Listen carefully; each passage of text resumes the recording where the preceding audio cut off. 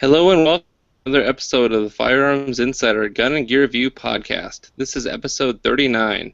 In this show, we showcase gun reviews, gear, and anything else a gun enthusiast may be looking for. We strive to evaluate products from an unbiased and honest perspective. I'm your host, Ryan Cross from the Firearms Radio Network and hunterofdesign.com. The Firearms Radio Network is your source for broadcasts for shooters, hunters, and gun enthusiasts. Target.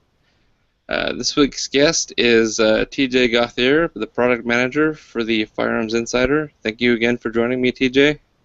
Hey Ryan, how you doing? Doing good. I'm a little warm, I gotta admit, but doing good. It's finally getting that summertime, huh? Yeah, there's a whole lot of fires sparking up in my area, so the time for taking out steel and shooting it in the dry weeds is over for sure. Man. But other than that, it's been good. What did you do in guns this week? Oh, I didn't do a whole lot of much. Just did some dry fire practice and carried. That's about it. Carrying's good. I myself, actually, I didn't really do too much reloading or shooting. I did do a little kind of an arts crafts project, if you can call it that. I sometimes store extra ammunition in those, military ammo cans, Yeah. the green ones, as most people do. And I actually saw I think I was looking through Google Images, or somehow I saw somebody that was making stickers, custom stickers to label those cans, because a lot of them will have military markings, and whether it's 5.56 or 7.62 by 51, or maybe it's an M. I forget the designation for the grenades, 40 millimeter grenade can or something like that. And so I thought what would be cool is if you go and get magnetic paper from like an office supply store, and then print the caliber, and I even threw in some illustrations of the guns on these little magnets, and so then these just stick to the side and the front of the can, so that way when I got them all on the shelf, I know at a glance what's what, and if I ever need to, if I have more than one caliber than the other and I want to switch to one of the bigger ammo cans, I just move the magnets around instead of having to peel. So it makes a lot of sense. So I did a lot of color testing, trying to get that perfect OD shade. And I thought about the can itself. Yeah. And I thought, I was like, heck, man, if I did this and I offered it on my website, I wonder if I could start, doing this for a little side product. But they don't stick to the cans all that well. I mean, if I rub my hand against it, it'll shift or fall off. So it's not a great solution. It's really meant for just the can sitting on the shelf. If you're moving them around or taking them with you to the range, they're gonna fall off pretty easily. So you might want to go with a regular stick-'em label. But I thought it was kind of cool, being that I do graphic design for the network. I have vectors of all sorts of guns, so I was actually able to get them, like pretty unique ones that actually matched all my ARs and their components. Kind of got carried away a little bit. I'd buy some if you started it up, but maybe you could put some little, I don't know if they're double stick, maybe just stick those to the can where you'd want the labels and just have magnet on magnet. Yeah, there's that too. Or if you had some other kind of clear plastic box, you could take a sheet of metal and put it on the inside and glue it, and then this would actually magnetically attach to it through the plastic. But this size is actually perfect for covering up the designation on the side. That way, it just prevents confusion. I've got some of these made for like primers and powder, even though you're not supposed to keep those in metal containers, because that could be a shrapnel situation. So that's about all I did gun related this week, and let's get right into the announcements. Of course, we're always looking for more guests to come on the show. If you're a listener and you want to review a product, a gun, or a piece of gear that you feel we haven't mentioned or you'd like us to mention, shoot me an email and let me know, and I'd love to have you on the show. If not that, at least maybe bring up a product that you would like us to mention on the show. If you're a little shy, no problem at all. The Intelliscope mount giveaway is the winner has been decided. I did a drawing, and the winner of the Intelliscope is Arturo Saran, and his iTunes username was AC Dude. So he left a review, and his review was chosen through a kind of a lottery generator. So congratulations, Arturo! And I'll be sending out your iPhone or your smartphone Intelliscope mount. Hopefully, if you don't have an iPhone, one of the extra cases that comes with it could fit your phone. I'll make sure I email you contact information to the company so that you can get the specific case for your phone. And I'll also email you a link to download the app for free.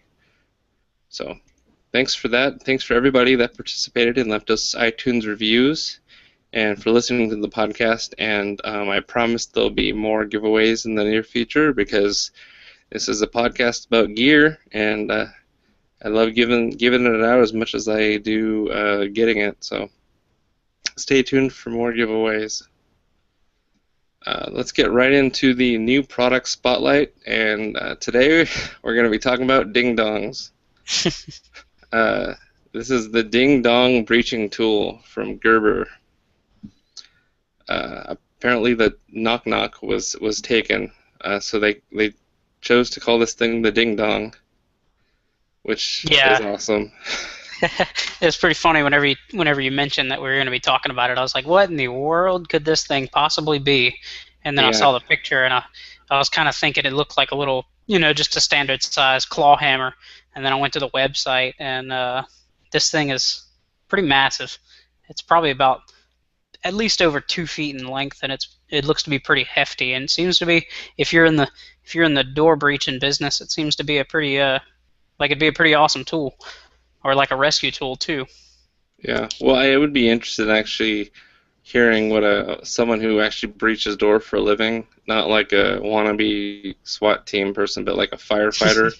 Because they have their tools that are all metal and that have worked, and where this commercial offering stacks up. So it's 27 inches overall length, so just over 2 feet. It weighs 12.25 pounds. It's made of steel with a fiberglass covering on its body. So it's kind of 3 tools in one. It's a sledgehammer, it's a battering ram, and it's a pry bar. Really, you could use any sledgehammer as a battering ram, but they're boasting because on the grip there's actually kind of 2 rings on the grip that when you actually use it as a battering ram, that would kind of butt up against your hands. A little slip stop, kind of. Yeah, like a little slip stop. So it's got a pry bar on the end of it. It's got the hammer itself. It's got kind of a tread pattern on both the top and the hammering sides for optimum grip. So I mean, if you're battering something that you don't want to slip off or anything like that, give you a little extra friction.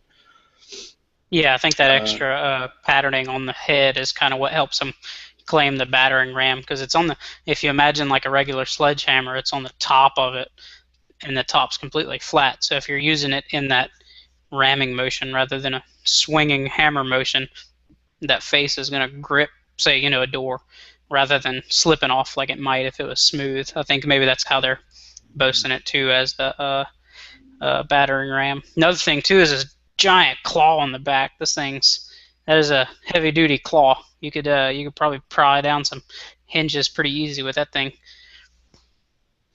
Yeah, and just to clarify on the construction of it, the head is actually forged and machined out of the steel, and the handle is made out of molded fiberglass, which is reinforced plastic in the core, and then it's got a polypropylene overmold. So you got 3 materials there, but it's not completely steel all the way from the head to the handle. It's just a steel head.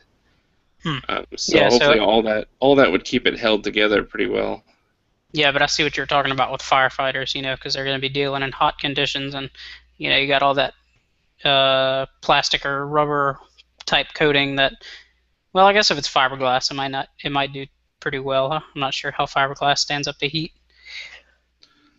Yeah, I'd be very interested to know how it holds up to that. Maybe we need to get them to send us a TNE ding dong, and then we could throw it in the fire, see what happens. You might have to call up Home Depot or Lowe's and see if they'll donate a few doors to the cause, huh?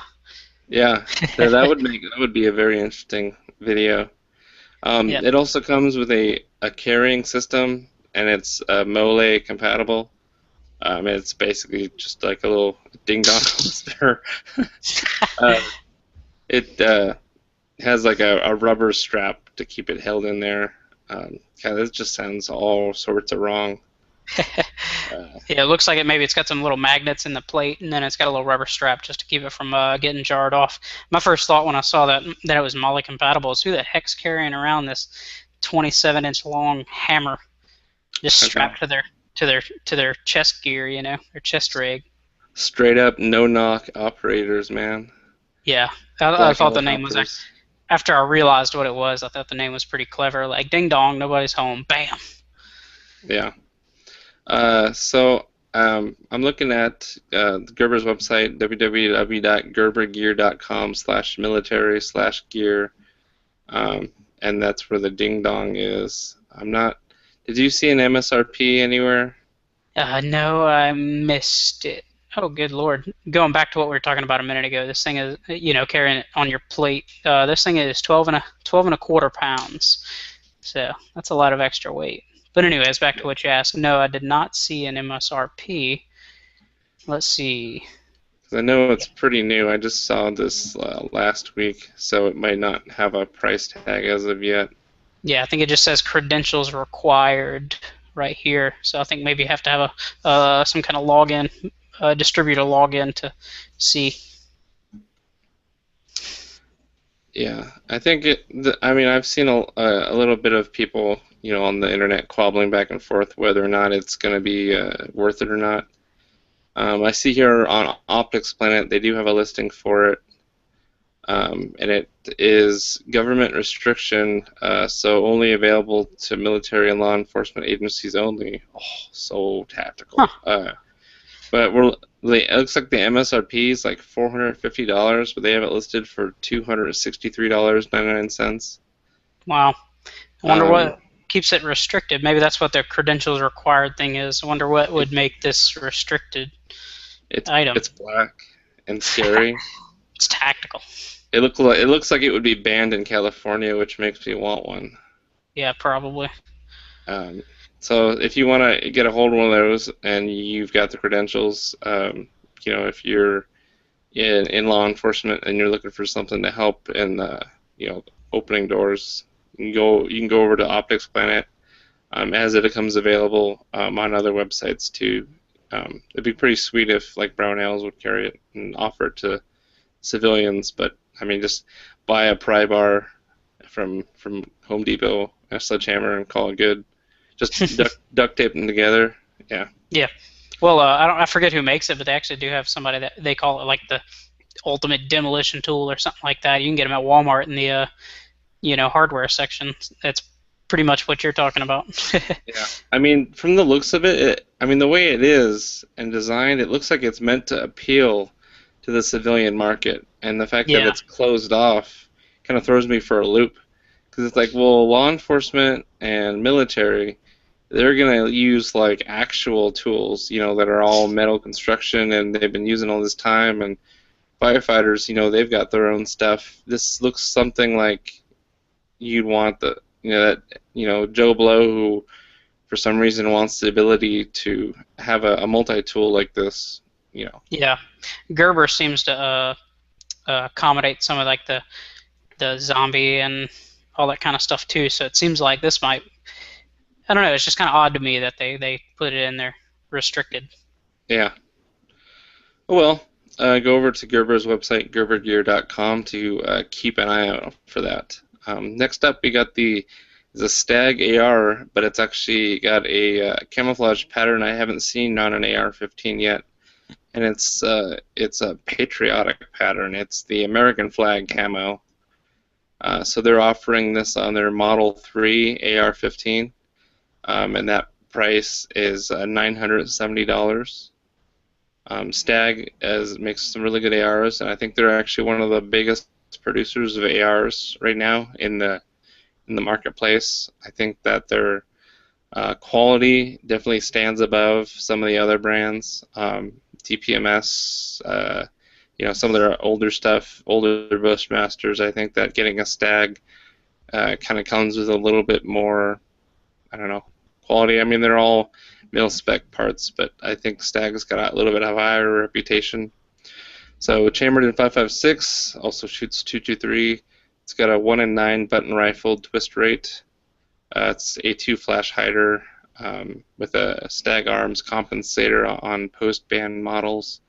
16-inch barrel, government profile, chrome lined, manganese phosphate coated, and it comes with a diamond head VRS drop-in modular handguard.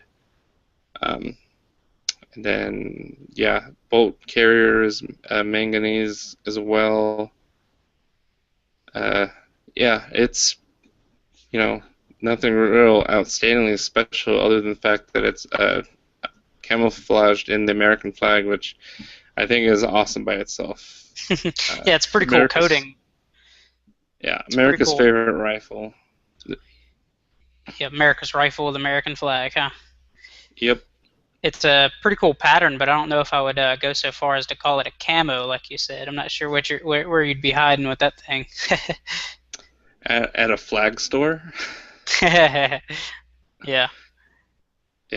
This rifle is not available in New York. Go figure. Yeah, that's okay. Neither am I. I'm not available in New York. So I think I'm interested in the caliber. Can you order this in a different caliber than 223? I don't know. It just says chambered in that caliber, so I'm not sure. Maybe they'll offer that in the future or something like that. But I would imagine they're probably just testing the waters to see how many they're actually going to sell. Might be kind of a one-off thing too. It's just a water. Yeah. What do you call it? A hydro dip.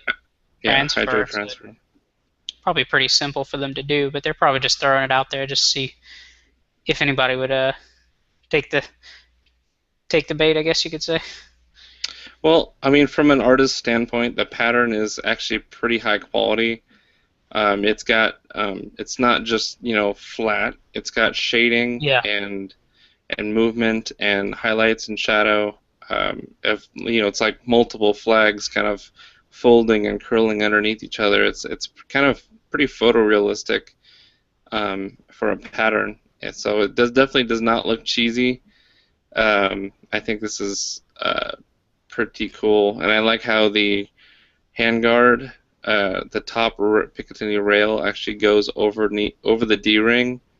I'm a big fan of that design because nothing identifies an AR-15 rifle as kind of low cost and bottom budget than just you got the upper receiver, the rail stops, and then you got that big old black D-ring, and then the handguard starts, and there's that gap right there.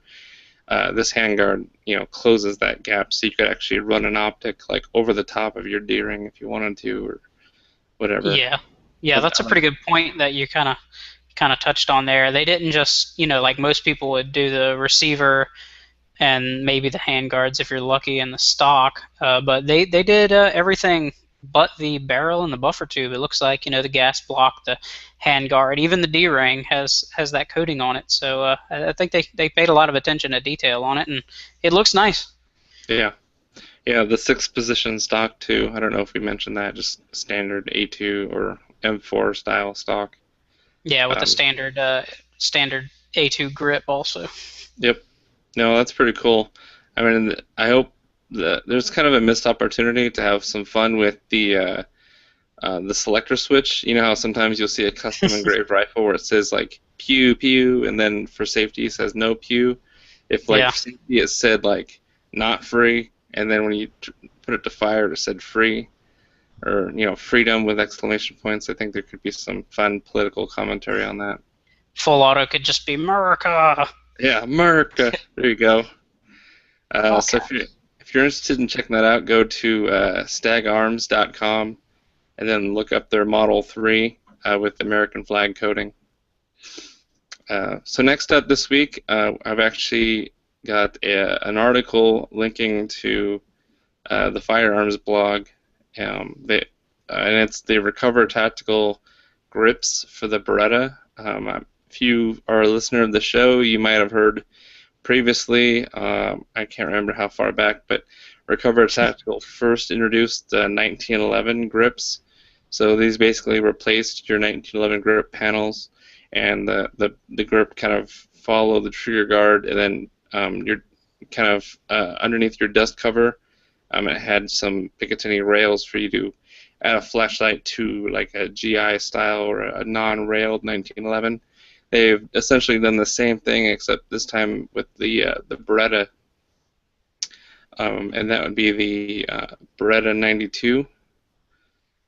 So I think these are pretty cool. They're called the BC2 grips, and I think the 1911 ones were called the CC3 grips. Yeah, I believe so. I think, going back to what you said, I think that was down in the show's single digits. You might have covered that. Yeah, one of the first ones. And they sent me some, and I did a review on them. They were pretty nice, and I've actually just now started seeing them in some of the bigger box stores on the shelves. It's a little bit high price for just plastic that's been injected and molded, but you're kind of paying for the patent, and I was kind of hoping as they got more popular, the prices came down. Yeah, that's kind of the... What's that?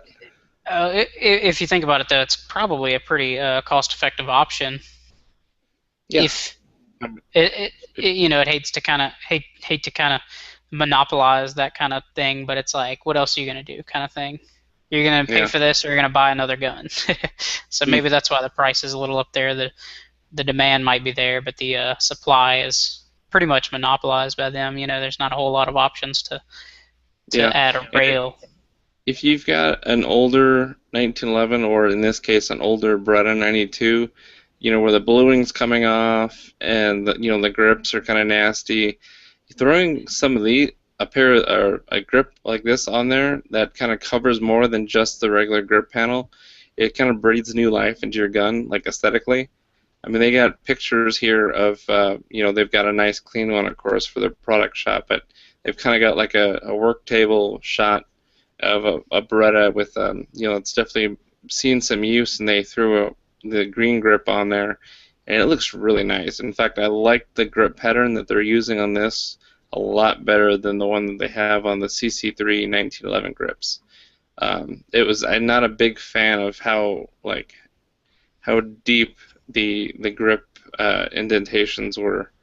They were just kind of like these little kind of lines almost. Yeah, they were really gnarly, and these look to be a little bit more stylized. And I think I definitely, if I had a Beretta 92, I'd be on this like white on rice. Yeah, it kind of made me every time we bring stuff up on this show, I'm like, man, I wish I had a gun to put that on. Yeah. Well, and then especially if you want to be able to run a laser or a flashlight on yours without having to, have a gunsmith and kind of install some kind of rail on there and bubba it up to say.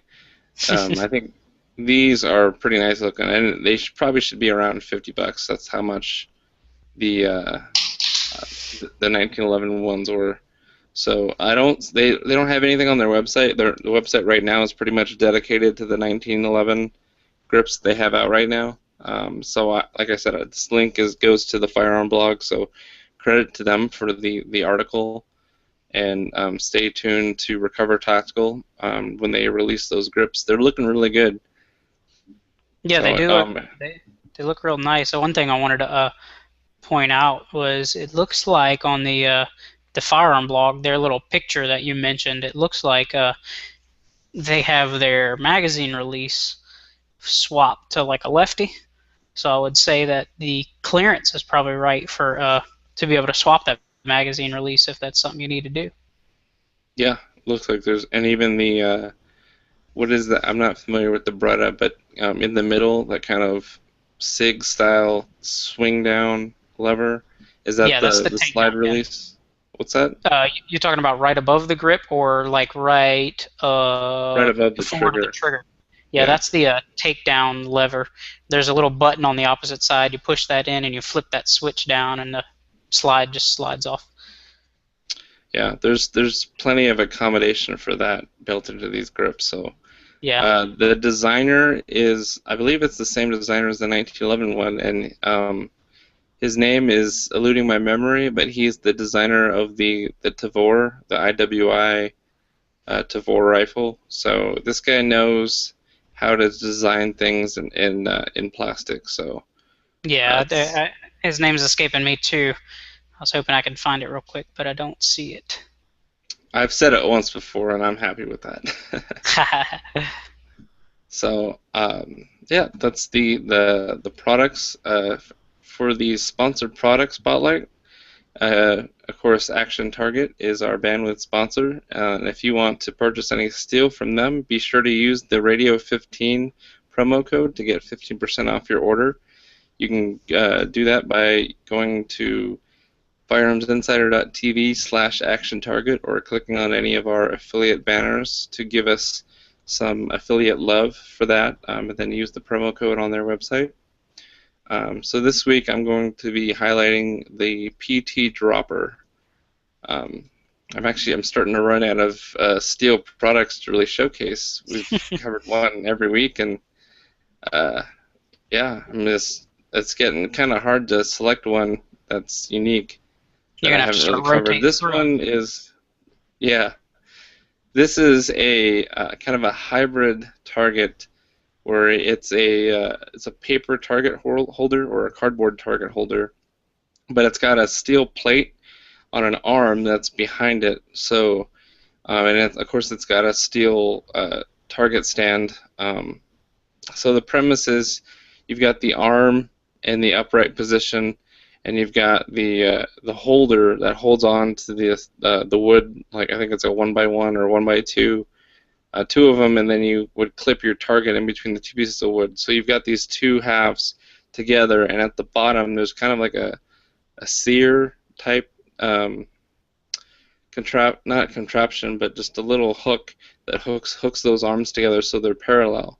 So as you shoot your target in the lethal zone, when you kind of line it up, the bullet passes through the target, whether it's through the middle or the head, and it strikes the plate on the arm, and that actually separates those two arms, and they both fall down. So this gives you a target that reactively falls down when you hit it in the lethal spot only. So any glancing or wounding non-lethal shots, the target would remain up until you absolutely hit in that location. Yeah, this is a pretty cool target. That's one thing I definitely that draws me toward the Action Targets is that they have a lot of innovative designs, and kind of like you started to get at, it almost works just like a trigger.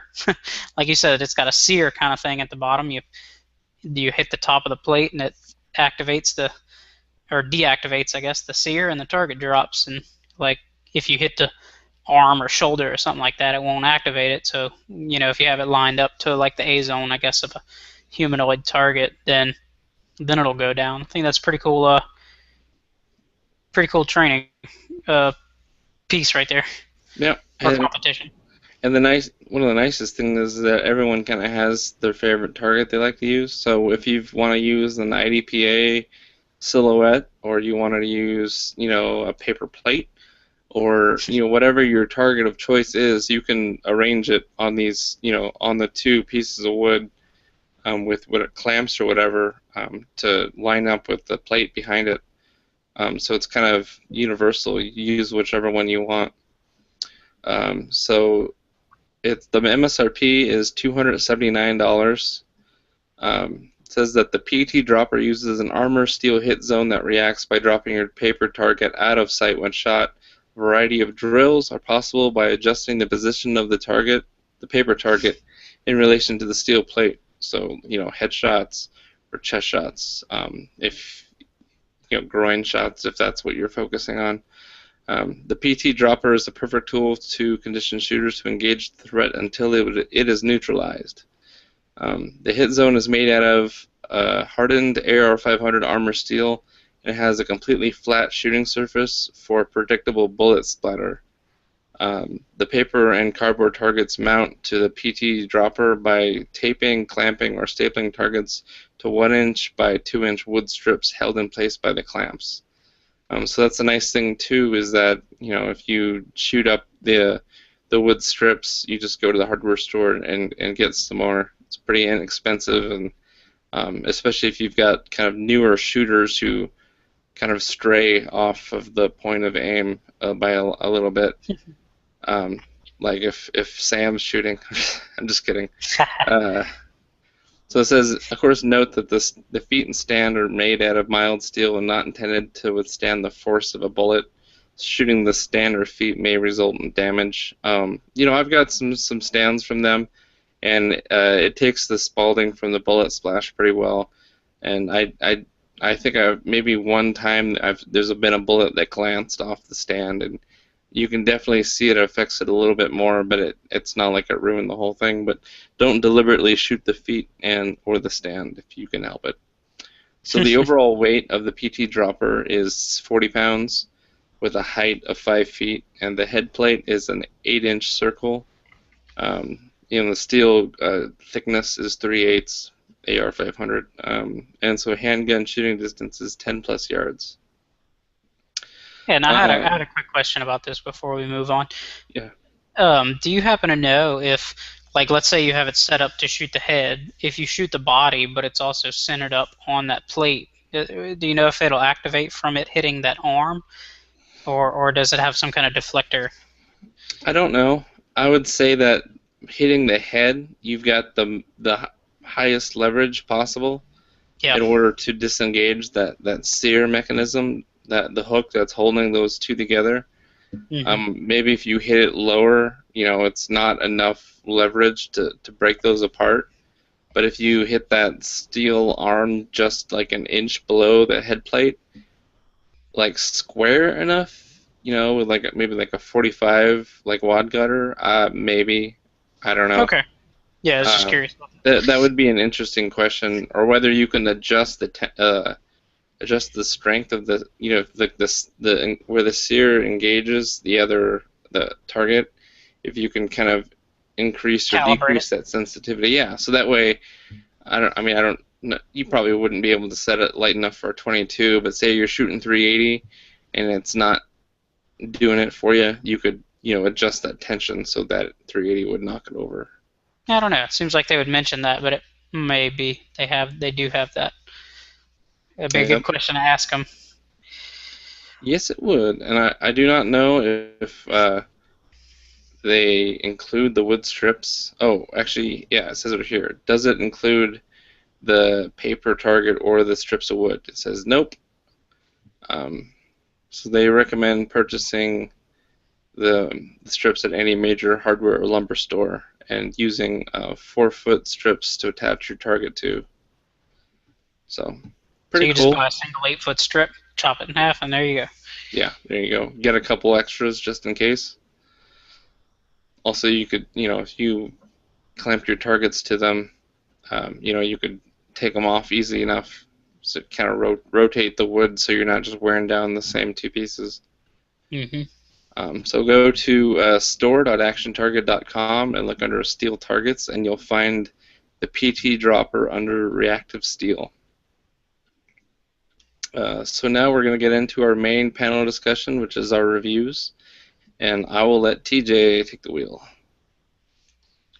Yeah, this week, Ryan, I have the Lone Wolf Distributors Glock Magazine Disassembly Tool. Kind of a mouthful, so I had to say it slow there so I didn't mess it up. But a couple weeks ago, I was scrolling on Facebook, and I saw Zach from Lone Wolf and a former co-host of the Gun Guy Radio. He's their marketing manager there, and he threw up on Facebook, said he's looking for 2 people to get these little magazine disassembly tools for the only thing they wanted back from you was just a review. So I jumped right on it and shot him an email saying that I would do a review on it. So what it is this, it's a little aluminum block. It's probably about 2 inches wide by probably about 1.5 inches wide by 2.5 inches tall, and then it's maybe 1/2 inch thick.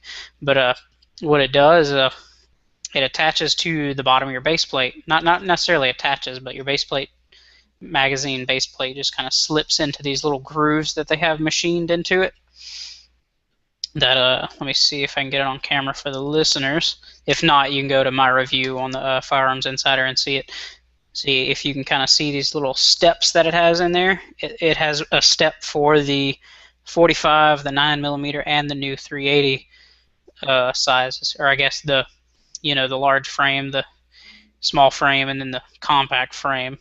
Now, so what it does, like I said, it goes onto the magazine base plate in the corresponding slot, and then it has these two little holes in the bottom that line up with your detent. I forget what they call that, the detent pin or something like that for the base plate. So you take your Glock tool or any 3/32 punch and you stick it in through the right hole and you just push it, and whenever you pull it out, your magazine has been broken free of those pesky little tabs that Glock magazines have, which are a good thing for keeping it on there, but a terrible thing for disassembling, because I know these things are a pain in the butt to disassemble. So this is definitely a well needed and probably going to be a very well liked tool. Like I said earlier, it fits all three sizes of Glock's magazines. I have heard that some of the aftermarket magazines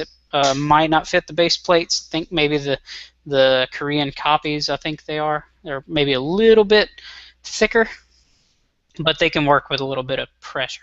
So, like I said, it's a super simple device. There's not really much to say about it other than that it's pretty freaking awesome if you're tired of taking apart your Glock magazines, having to pry and squeeze and all that garbage. So, bottom line is, if you have a Glock, if you own a Glock and have any Glock magazines, you'll definitely want this tool. So the claim to fame, it says, makes your Glock's magazines effortless to disassemble. Target market is anybody that owns a Glock. Some of the features and benefits are it's made of solid aluminum, fits all the Glock magazines, and it makes the disassembly very simple. The aesthetic options they have, I believe mine is just aluminum. It's just regular old silver aluminum. But whenever they produce them, I believe they plan to anodize them black, for protection, just to make it look better and not tarnish and all that stuff. And I spoke with Zach, and I believe he said you could even get some custom engraving if you want, because they do offer that on some of their other parts. So if you wanted to buy a whole bunch of them and sell them at your gun shop, maybe you get your logo on there or something like that. What others are saying, Hank Strange, who is he's been around on the network, he says, does save some time and aggravation, especially if you're taking apart a whole lot of mags at once. And I could definitely see it's a benefit there if you're a competitor and you need to take apart 15 mags after a match or something like that. The MSRP is $14.95 for this tool by itself, and they also package it with the Glock tool, which is just the standard little punch that comes with some Glocks. I think they stopped putting them in there for some reason with the Gen 4s, or say you bought it used and they didn't have the tool or something like that. You probably lost it because it's tiny. So if you just need a spare Glock tool, you can buy this tool with that for $24.90, but the tool by itself is $14.95. They are for sale now, but you can only get them from Lone Wolf at this time. They might branch out later, but as of right now, you can only get them directly from them. So I gave this a score of 9.5 because honestly, it's probably it's worth it. It's definitely worth it. The $15 almost. It's less than a magazine and it makes everything easy. So with the score of 9.5, the pluses are effortless magazine, just simply compatible with all Glock mags and made of heavy-duty solid aluminum. So that's it. It seems like something that maybe one of their gunsmiths had made up for themselves, because they were changing out base plates for customers or something like that. And then they're like, man, this is so awesome. Why hasn't someone put this on the market yet? And then all of a sudden it's like, oh man, we could totally make some money. Yeah, I bet it probably happened something like that. And somebody was saying, man, we need an easier way to do this. You know, and really it doesn't. A lot of people recommend squeezing those little tabs together, which I always feel weird. You know, squeezing the body of your magazine. Yeah. You know, because they say to squeeze it kind of from side to side, I guess, if that makes sense, and then it'll clear those little tabs from the channels they sit in. But I was always kind of thinking, I'm not putting my magazine in a table vise or like a a clamp or something like that. It just Oh seems yeah. wrong, you know. Oh, But that's how some I've people done do it. it. I've done it, and I felt wrong doing it. Yeah. But man, it's a pain in the butt. Sometimes those tabs are stubborn, and I've had just full on pliers gripping that thing down, and so it's good that this product is out, and they offer a bunch. If you're not familiar with Lone Wolf Distributors and you own a Glock, you need to do yourself a favor and go to their website, lonewolfdisc.com, because they make amazing Glock accessories. They say Glock perfection, but it's really not perfection unless you throw some Lone Wolf stuff on there. Yeah, me and I Ryan were mean, actually talking about this before the show, about all their custom parts. You could actually go to Lone Wolf and add every single part that you possibly could to make a Glock that doesn't have a single Glock part in it. exactly. I've got a Glock that's nothing about it is Glock because it's all Lone Wolf. So it always turns head. People are like, well, what is that? It's like, oh, it's a Glock. They're like, no, it's not. It's like, yeah, exactly. So yeah, it's pretty cool. In fact, that actually gave me a good idea. We should get a hold of Lone Wolf and maybe get somebody from the company to guest appear on the show and talk about some of their favorite gear. Put a little pin in that. Yeah, I think we have some contacts with maybe somebody in their marketing department, so that could be something to think about. All right. So my review this week, I've actually been looking at getting a new cover for my phone. I've got an iPhone 4S, and I was running running like it's like an actual piece of gun equipment, a Magpul field case. These are pretty popular among us gun enthusiasts because it's like, hey, it's Magpul. I love Magpul, and it's got kind of this. It's the same plastic and similar texture to my magazines. How great is that? And I should actually do a review on the Magpul case itself, but I've been saving that because it's actually not going to be a super positive review. I've had this little orange field case for maybe about over a year, and just with wear and whatnot, it's become extremely loose, and I could literally pop my phone out of it by sticking my finger through the camera port. So I drop my phone often, and I haven't broken it yet, but I keep testing fate, and so I finally decided. Actually, I dropped it at the range, and it fell on the concrete pad, and there was a rock that hit the screen perfectly. I don't mean that sarcastically, like literally hit the screen perfectly because it didn't crack the screen at all. It just the little film cover that I had, screen protector, actually took all the abuse from that. But that was kind of the deciding factor, and I need to get a better case. And I haven't dropped my phone in water yet, but that's kind of always a concern with, duck hunting or fishing or boating. So I decided I'm going to pony up, and I'm going to get a case for my phone that's got some water protection on it.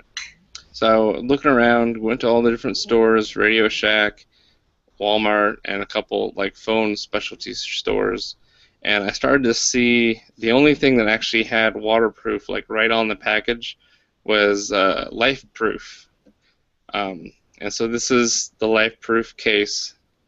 This one is bright orange and it's got black trim, so it's kind of my FRN Firearms Insider branded phone. I plan on having the logo put on the back somewhere.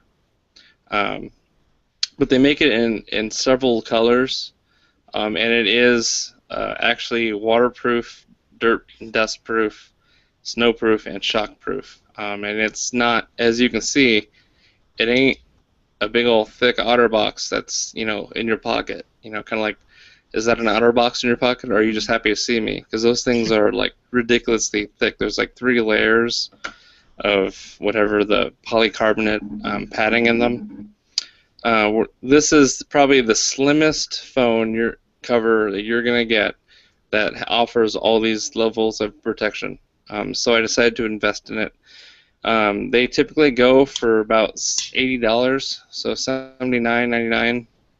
For some reason on their website right now, I know the reason. The iPhone 4s and 4Ss, these covers are kind of getting phased out because the iPhone 5 has the 5C, and when obviously they're not going to offer the oldest model anymore. So if you own an iPhone 4 or 4S because it was free with your plan or whatnot, now is the time to go and get a cover from LifeProof because they're actually marked down. I think this was $50 as opposed to $80.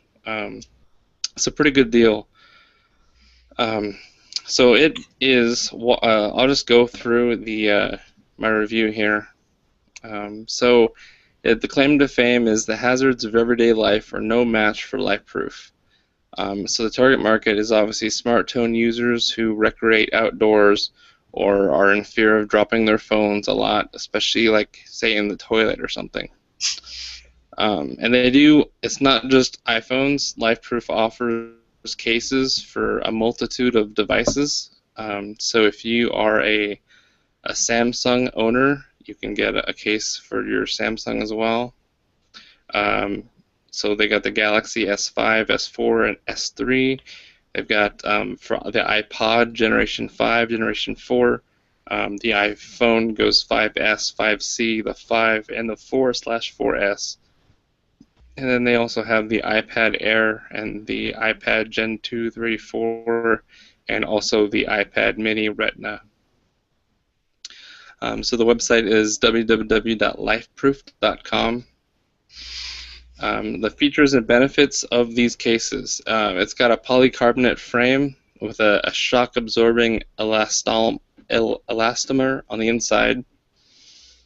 So this is my orange case, but I actually have a second case here that I got, and it's actually got a Realtree camo pattern. It looks like it's just been dipped, hydro-dipped. Super awesome camo. I mean, it's really a high definition. It seems like just like it's like I feel like I'm holding like a Benelli shotgun. Like it's just a really good woodland pattern. They've got other patterns as well. I think it's a mossy oak, and they even got that pink mossy oak pattern for the female listeners or the males who are a fan of pink. The case is two pieces, the back and the front, and you might think to yourself, why two parts? Usually cases are just like the back, but that's because there's no screen protection. That was kind of my biggest qualm with the OtterBox cases, is that there was no screen protection. The only thing protecting your screen was whatever thin film screen protector you put on the front of it. And of course, you're not waterproof. So this screen is scratch resistant, and it's got an anti-reflective lens over the camera's device. So not only in the front right here for the front camera, but on the back side for the main camera as well. That plastic is anti-reflective and scratch resistant. So if you drop this, your glass on your phone is not going to take any kind of abrasion. This will.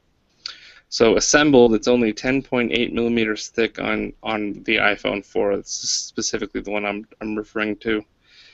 So it's submersible up to 2 meters underwater, and that's when you have it properly installed. The instructions are pretty detailed as far as before you put your phone in this, you can't just slap it in there at the store.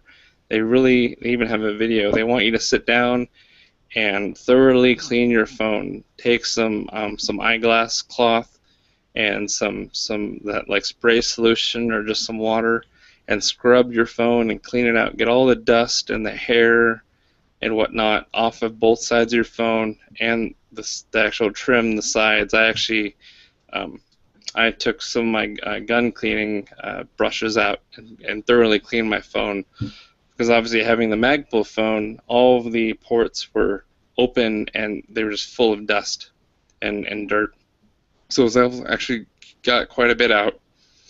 I mean, the video instructions even say, once you think you've cleaned it thoroughly, clean it again. So, because the waterproof is, there's just an O-ring seal, so the inside of this actually shows the O-ring really well against the white plastic. If there's any hair or dirt or debris anywhere by that O-ring, it's not going to close. The seams aren't going to be perfectly closed, and so your waterproof ability is basically gone. So they really stress that you clean it out thoroughly so that it has the best seal.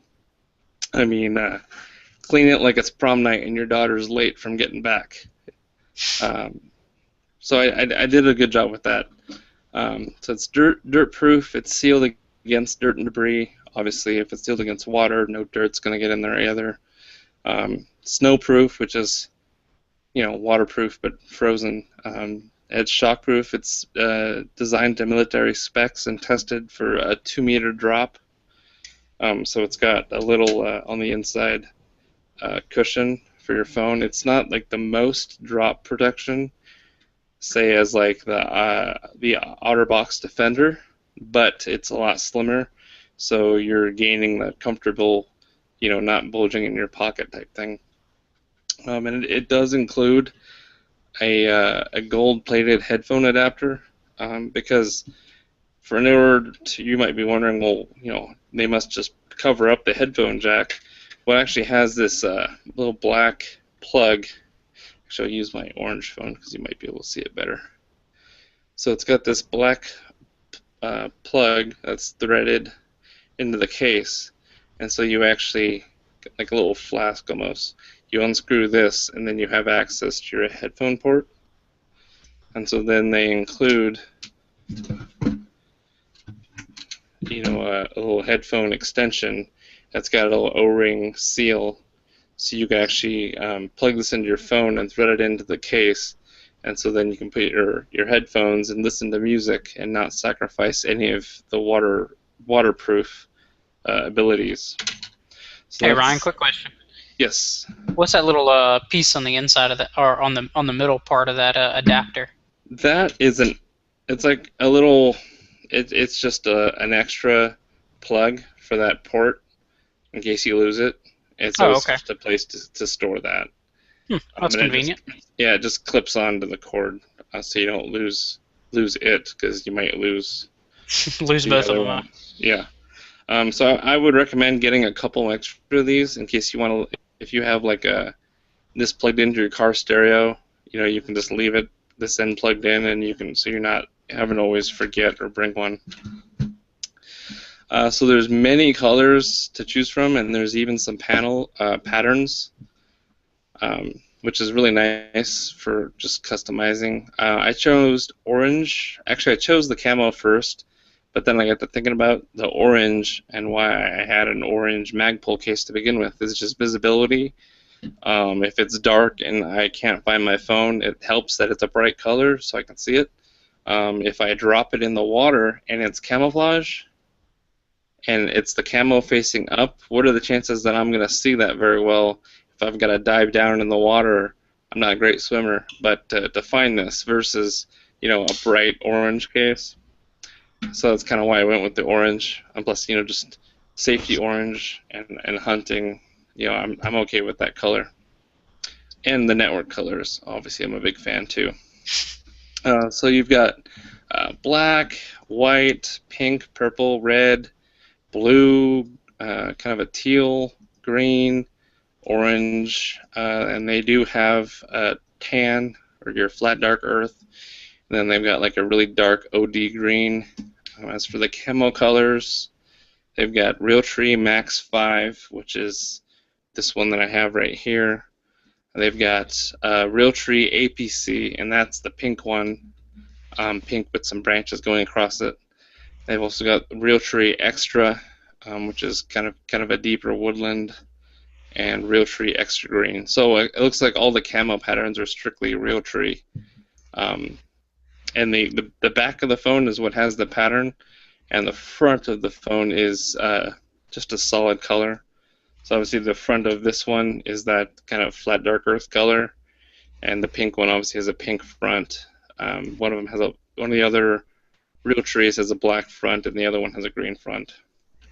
Nice thing too is that, say I drop my phone really hard on, a belt sander that was turned upside down and on, and it just completely chewed up the front of it. My phone's fine, but the front of the case is just chewed to bits. You can actually buy the front separately in whatever color you want, for a cheaper price, and then just as long as your back and your O-ring seal is still good, didn't take any damage, then you can be up and ready to go again. So that's really nice too. They also offer stickers that kind of skins that go over the top of the cases. So on their website, I mean, they've got ATAX camo.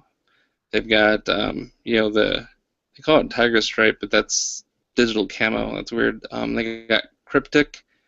That's a popular camo pattern.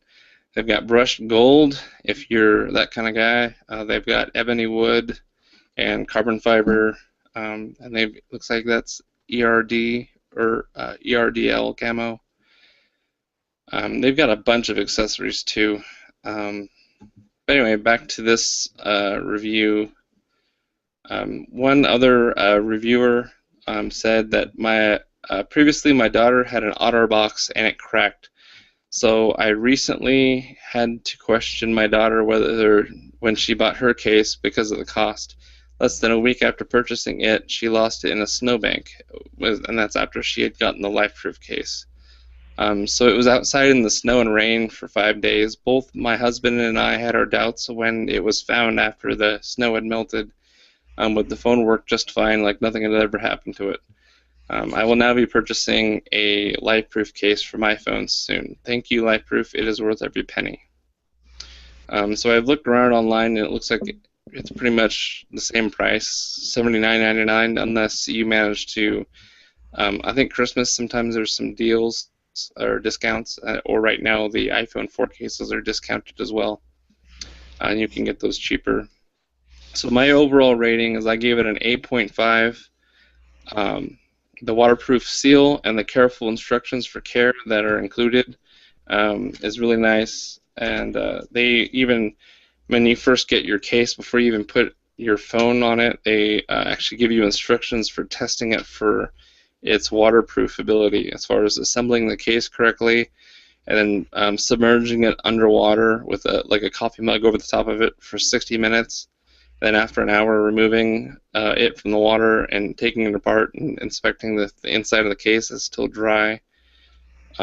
Obviously, after an hour, if there was any kind of crack or if there was something keeping the O-ring from sealing, your case would be full of water. So they're not shy about this case being waterproof, which I really like. Some cases are more like water resistant than others. This one, I actually wouldn't feel bad if I dropped this in the creek or the river. No problem. I mean, it's kind of nice to have that much confidence. As far as the buttons on the phone go, you've got your volume buttons that you can still access with these little recesses. The mute button, or your ringer on-off button, is it's kind of a toggle switch. They've got something on here but you have really got to dig my fingernail into it to actuate it. So I'm trying not to do that too much because I don't want to, or at least make sure to cut my nails when I do so, because it really seems like I have to give excess pressure in order to actuate that switch underneath the case. You got your power button up here, really easy to get to. It does cover up your home button, and it makes it a little bit more sensitive, it seems like. But I do like the fact that maybe it's less, I like to think it's less wear and tear on the phone itself, with not having to push on the home button so hard. There's an extra 2 layers there. How you charge the case, there's this little latch, and that's what locks the 2 pieces together. After you've snapped it together all the way around, to charge it, you just unhinge, and you have access to your charging port.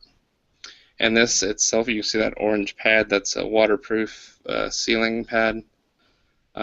So the only thing is that obviously if you use your phone in any kind of dock, like an iHome or like a Bose stereo system, probably won't work with this case. You're going to have to plug into it, with some kind of auxiliary cable or something.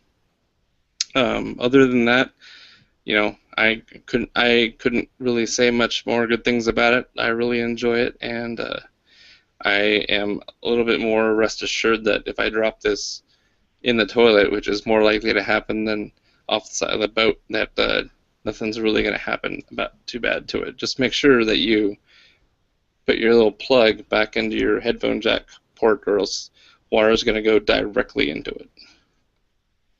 So Yeah, kind of defeat the purpose of the entire case if you left that off. yeah, pretty much. So this is the packaging. Seems like they got really nice packaging, high graphics. Got some varnishes on there.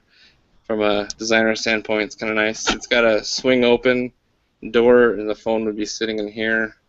And it's kind of got like the sales pitch on the inside, no diagram. And it's kind of nice on the side. It does have shows you how thick it actually really is. So if you can hold your phone up to it or your existing case and kind of without buying and opening up the package, you can do a side-by-side comparison how much thicker this case is compared to your existing one. So I think this is going to be probably the last case I ever have to own. If anything ever happens to it, I'll have to replace it with just the front cover if the screen gets damaged or whatnot. So that's that. Yeah, I had one of those Magpul cases, and they're probably, comparing them to those LifeProof cases, they probably do add about the same bulk, but you get worlds more protection from those LifeProofs. Yeah. Oh, and one other thing I forgot to mention is that they do try and boast that, like under the FAQ section, is how does this muddle the sound of my phone, like playing music through the speakers? And they try and brag that the back of the phone is engineered to help boost the sound or some kind of acoustic thing, but I found it kind of annoying. I mean, I could still hear my ringer. My music does sound like you're trying to listen to it with like a handkerchief wrapped around the speaker. And it does vibrate like in my hands more because the sound reverberating inside the case. So you're definitely not going to be enjoying listening to music like with the phone speakers as much as you did before having this case. But you have to expect that because of the all-around protection you're getting. I mean, you can't have a waterproof case with this much, proofing to it and still have, 100% audio quality. So just plug it into some speakers and problem solved. Have you had any complaints of people on the other end of the line that can't hear you or you sound muffled? No, and nobody's noticed anything. Okay, because it seems like I heard that complaint, but maybe not. Well, the actual places where the speakers are, they actually have that clear lens over. Mm-hmm. So the only thing you're talking through is just that layer of plastic, which doesn't seem to hinder the audio quality at all. I mean, I'm sure it does some, but it's negligible because nobody's noticed it yet. But good question. Gotcha. So let's get right into the tech gadget or app. And I've been finding a lot of cool tech stuff lately. This one is, it's going to be available right now. It's the only way for you to get it is through supporting their Kickstarter campaign, which is a crowdfunding type thing, meaning that they're still looking to fund the project. And if you pledge some support in the form of dollars to a certain amount, that you actually get one of these at a cheaper rate than buying it at full retail.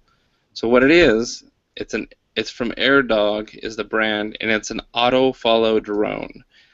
So it's a quadricopter drone. It's got 4 blades, helicopter blades. But what set this apart from other drones, and that it interfaces with your GoPro camera. So it's got a little arm brace that you can hook your GoPro into, and there's actually a tether, but not in the literal terms. It's a wireless tether that you put on your body, clip it to your helmet, or put it in your pocket, or your, whatever, and it knows to follow that tether around. So if you're into dirt biking or mountain biking, running, I don't know why anyone would want to film that, wakeboarding, any kind of active sport where you're moving at a fast pace, and you don't want to have a camera guy following you, and you want some aerial footage, this is the way to do it. So this drone, no, I think it's 15 feet. It knows to stay kind of above you, and I think you can configure it to as far as how far off it is following you, from the side angle. But it always knows to point the camera towards you. So I brought this on this show because obviously us being shooters and hunters and outdoorsmen, and getting into filming our hunts or our shooting matches or whatnot, and sharing it with others by uploading it online, this would be a way for you to do that. So if you were doing a 3-gun stage, or a hunt, hopefully not a bird hunt or upland bird where your drone could get shot, but this would be a cool little toy or cool tool to film your activity. So right now they've got 965 backers as I'm reading this, and they have a pledged goal of $200,000, and so it looks like they've got already they have $921,850. So they've surpassed their goals. There's only 10 days left. So of course, as this gets released, it's if you're listening to this, it's probably already over. But it means that they've met their goal, and that these will be start to go into production. So right now, if you're quick enough on the mouse, you could get by pledging. See, $9.95. $9.95. That's a lot of change. You could get one, but there's a limit of 100. Oh, and those are all gone. Never mind. So it looks like the only thing you could do is the smaller pledging packages. No, they have higher up ones. I guess those are closer to the actual. Oh yeah, okay. Here we go. Estimated retail price after the campaign will be set at $1,500 US. So I guess after the initial contributors all get theirs, the new price is going to be $1,500. But right now you can still go. Like Ryan said, there's only 10 days left. So if you're interested, hurry up. But it seems like the next level up still has room to go, and it's $11.95. So you still get that discounted. You still get about $300 off. Yep. So they call it the Air Leash, and it does have a strap where you can wear it like a watch. And there's also an AirDog app you can get on your phone. But they're saying a smartphone is only for adjusting advanced settings. And then there's a GoPro app you can just download the GoPro app on your phone to see a live video stream, because the actual drone itself doesn't really interface into the camera electronically. It just kind of holds it and points it in your direction. So pretty cool.